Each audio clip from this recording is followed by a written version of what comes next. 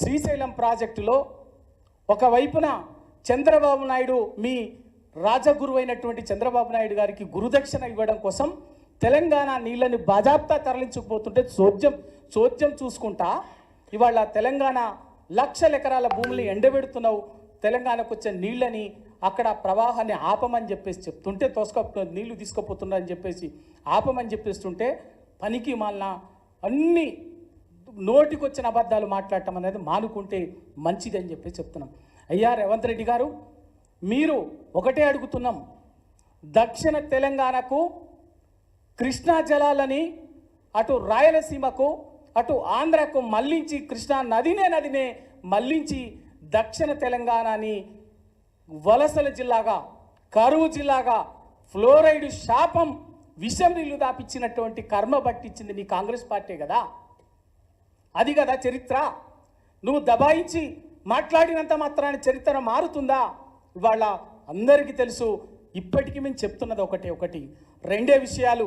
Section 3 ప్రకారంగా Bachawat Brajesh Kumar tribunal ముందు తెలంగాణకి సెక్షన్ 3 ప్రకారంగా రావాల్సినటువంటి వాటా కోసం సమర్థవంతమైన వాదనలు వినిపించడం ద్వారా శాశ్వతంగా తెలంగాణకు రావాల్సినటువంటి పునఃపంపిణీ ద్వారా కృష్ణా జలాల పంపిణీ ద్వారా వాటాని రాబట్టాలని చెప్పేసి అడుగుతున్నాం.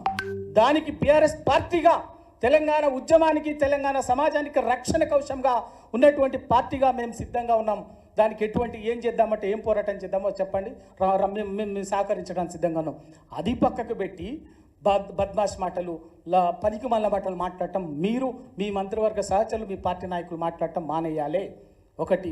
రెండవది, ఇప్పుడే ముఖ్యమంత్రి గారు ఇంకా మాట్లాడుతున్నారు ప్రజాభవన్లో బీసీ దానికి సంబంధించినటువంటిది ఒక్క మాట దాని సందర్భంగా చెప్పేసిందంటే, బీసీ లెక్కలు అనేది ఒక అద్భుతం చేస్తున్నాడట. లెక్కలు చేస్తుంటే ఎవరో తప్పు చెప్తున్నారట. తప్పు లెక్కలు చెప్పేటటువంటి మేము తప్పు చేస్తున్నామని చెప్పేటటువంటి వాళ్ళు ఏందో హేతు పద్ధతి ఏందో చెప్పాలి అని చెప్పేసి చెప్తున్నాం. ఇవాళ కాదు, మీరు గణాంకాలు ప్రకటించిన వెరీ నెక్స్ట్ డే చెప్పినాం, మళ్ళీ చెప్తున్నాం. మీ కులగణన విషయంలోనే మీరు ప్రకటించినటువంటి లెక్కల్లోనే తప్పుంది అని చెప్తున్నాం. ఎక్కడ అంటే మీరు తెలంగాణ రాష్ట్ర జనాభా 3,70,000 పరిమితం చేసి దాని చుట్టూ తిప్పుతున్నారు. తెలంగాణ జనాభా 3,70,000 అని చెప్పేసి దాని చుట్టూ తిప్పుతున్నారు.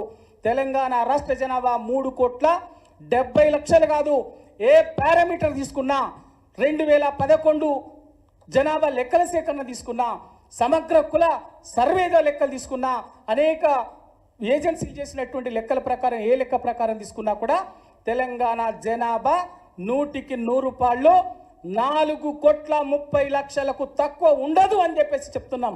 ఆ 4,30,00,000 జనాభా ఉంటే 60 లక్షల సంఖ్య తగ్గించి బీసీల సంఖ్య తప్పించి ఇదే కరెక్టు నేను చెప్పిందే కరెక్టు అని చెప్పేసి దబాయించడం అనేదే మీకున్నటువంటి కుటిల నీతిని, కుటిల బుద్ధిని, మీ కుతంత్రాన్ని బయటపెడుతున్నది.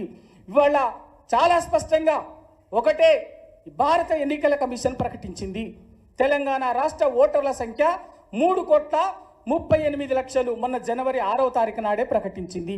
మరి 18 ఏళ్లకు పైగా పడినటువంటి వాళ్ళు, అంతకంటే తక్కువ ఉన్నటువంటి వాళ్ళు ఎవరు?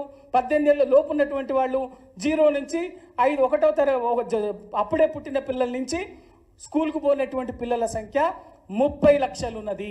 1వ తరగతి నుంచి 10వ తరగతి చదువుతున్నటువంటి లెక్కలు, ప్రభుత్వ లెక్కలు ఇవన్నీ, ఎవరు మా సొంత లెక్కలు కాదు, ప్రభుత్వ గణాంకాలే. 1వ తరగతి నుంచి 10వ తరగతి చదువుతున్నటువంటి వాళ్ళ జనాభా 60 లక్షలు ఉంది ప్రభుత్వ రికార్డుల ప్రకారంగానే. ఒక ఇంటర్మీడియట్ చదువుతున్నటువంటి వాళ్ళ జనాభా 9,80,000 జనాభా ఉన్నది.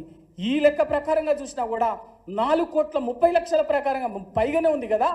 ఇది వాస్తవం పెట్టుకొని దాన్ని పక్కకు పెట్టి మీరు ఇంకేదో దబాయించి మేం చేసిందే కరెక్టు, ఏదో తప్పుదో పట్టిస్తున్నారు, తప్పు చేస్తున్నారు, ఏదో మేము చేస్తూ గొప్ప పని చేస్తుంటే మమ్మల్ని సహకరించకుండా ఏదో చెడగొట్టాలని చూస్తున్నారని చెప్పేసి ఇవాళ బీఆర్ఎస్ పార్టీని ఏదో నిందాపూర్వకంగా మాట్లాడటం అనేది కరెక్ట్ కాదు.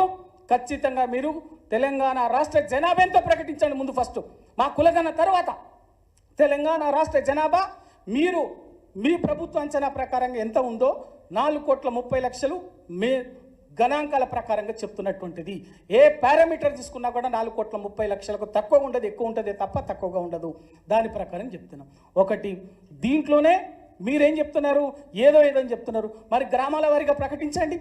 మీరు సర్వే చేసింది కదా, ఆ సర్వేని గ్రామాల వారీగా ప్రకటించండి. మొత్తం జనాభా ఎంత, ఏ వర్గం జనాభా ఎంత, ఏ కులం జనాభా ఎంత ప్రకటించండి. గ్రామాల వారీగా, యూనిట్ల వారీగా అప్పుడు లెక్కలు తీస్తుంది.